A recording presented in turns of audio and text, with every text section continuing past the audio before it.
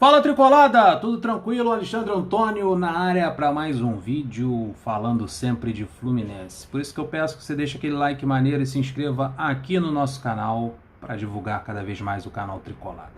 Rapaziada, o Roger Machado tem um pepino aí para resolver. O Bobadilha, problema muscular. Abel Hernandes com inflamação no tendão. Os dois estão praticamente fora do jogo contra o Sport. Agora no último jogo do Fluminense, em que o Fluminense empatou em 0-0 com o Ceará, o Fred sentiu um problema muscular. E o jogo contra o Cerro Porteño se aproxima. Está muito próximo de acontecer e o Fluminense está sem centroavante para pôr em campo. Então a gente vai conversar nesse vídeo sobre as alternativas que o Roger Machado tem. Ele já falou na coletiva que vai colocar um time misto ou um time alternativo nesse jogo contra o Sport.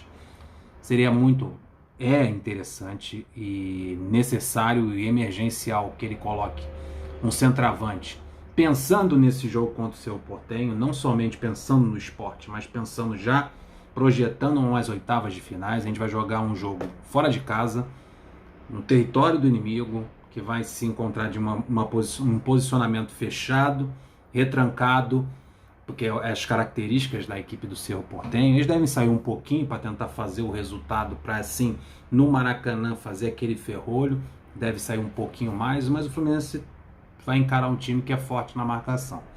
E o Fluminense perdeu referências importantes no ataque. O Abel é um camarada que é uma referência, bom na bola aérea, cara que tromba, que prende os zagueiros, briga por ela, também tem uma movimentação interessante. Bobadilha mais encorpado, é um camisa 9 mais clássico, né? Que tem uma qualidade também.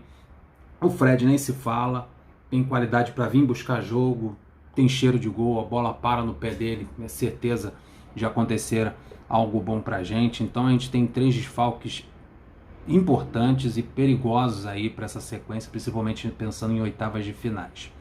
São jogadores que sabem fazer gol, sabem segurar o zagueiro, mantém a zaga preocupada, né? Nenhum zagueiro, eu creio, que joga contra o Fluminense, mesmo sendo um Bobadilha, o Abel Hernandes, principalmente o Fred, tem a tranquilidade para sair, para tentar avançar suas linhas e sempre ficar um ou dois jogadores na marcação em cima desse centroavante. São referências, são camisas 9 de formação, então toma toda a atenção da zaga adversária. A gente precisa procurar no elenco um jogador que tenha a característica semelhante, porque o time já se acostumou a jogar dessa maneira, já se acostumou. A gente tem jogadores abertos pelo lado do campo, o Caio Paulista, o Gabriel Teixeira.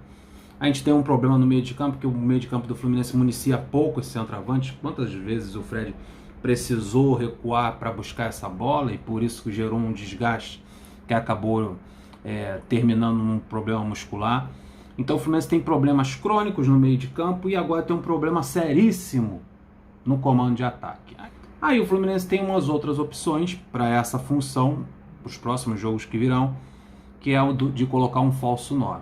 E um desses jogadores que eu vou citar aqui já foi testado nessa função de falso 9 e não foi bem, que é no caso o Luca. Ele entrou até bem no jogo contra o Flamengo, mas num outro ritmo, assim como o Nenê, né? A zaga do Flamengo estava cansada, o meio de campo diminuiu o ritmo, aí ele conseguiu implementar um pouco mais de velocidade. E a gente viu como é que é o Luca quando ele começa jogando, com todo mundo na mesma intensidade. Ele teve muita dificuldade, ele também que pega com ele a qualidade técnica, uma qualidade muito ruim, erra passe, tem dificuldade em definir jogadas, não é, na minha opinião, a melhor opção para substituir o Fred. Não iria para um jogo contra o Cerro Porteño, numas oitavas de finais da Taça Libertadores, como o Luca, como falso 9. Longe disso. E muito menos o Ganso. O Ganso, por causa de ter umas características mais lentas, com maior facilidade de marcação por parte dos zagueiros, eu acho que o Ganso seria anulado tranquilamente pela zaga do Cerro Porteño. E nos momentos que o Ganso apareceu como falso 9, fazendo essa função, ele só foi bem em bolas aéreas, por incrível que pareça. Bolas cruzadas na área, o Ganso conseguiu cabecear e fazer o gol. Porque se você colocar uma bola espichada em velocidade para ele, ele não vai chegar. Movimentar, cair para um lado, para o outro, como um falso 9 pode vir a fazer, ter uma movimentação mais intensa de para-brisa, o Ganso não vai saber fazer. Então o Ganso não serve para falso 9 e muito menos o Luca, porque o problema todo do Luca é qualidade técnica.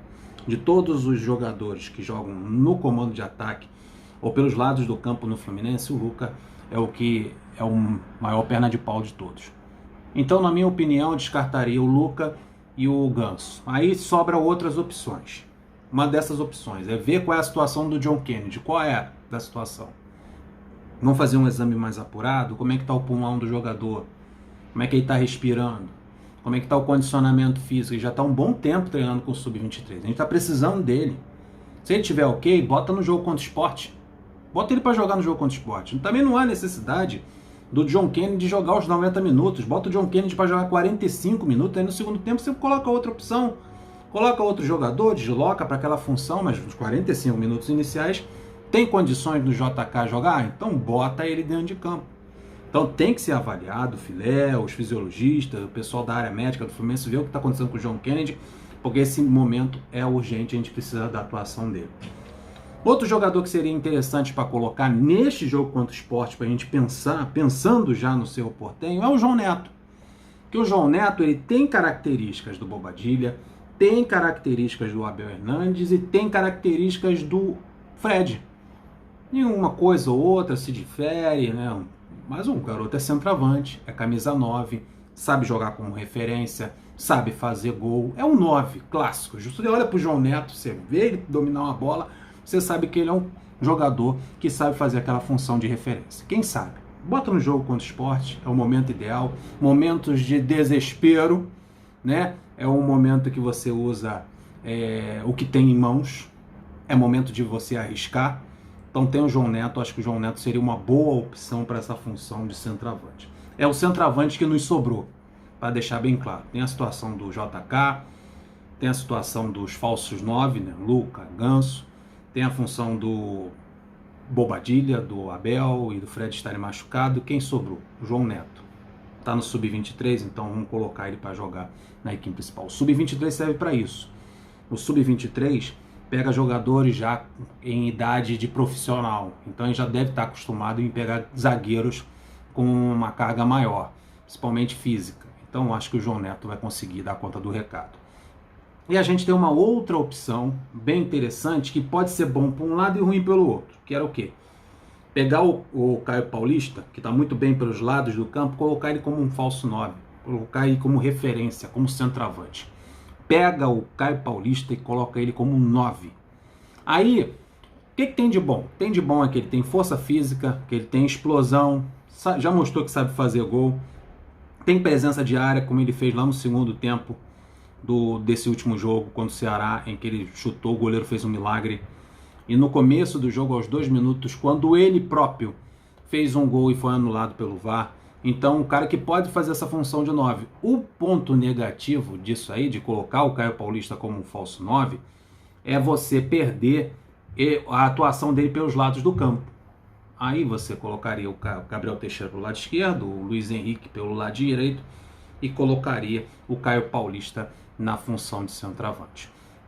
Perderia essa atuação dele pelos lados, mas você poderia colocar um dos garotos, Matheus Martins, o Luiz Henrique, como eu falei, Gabriel Teixeira, tem outras opções.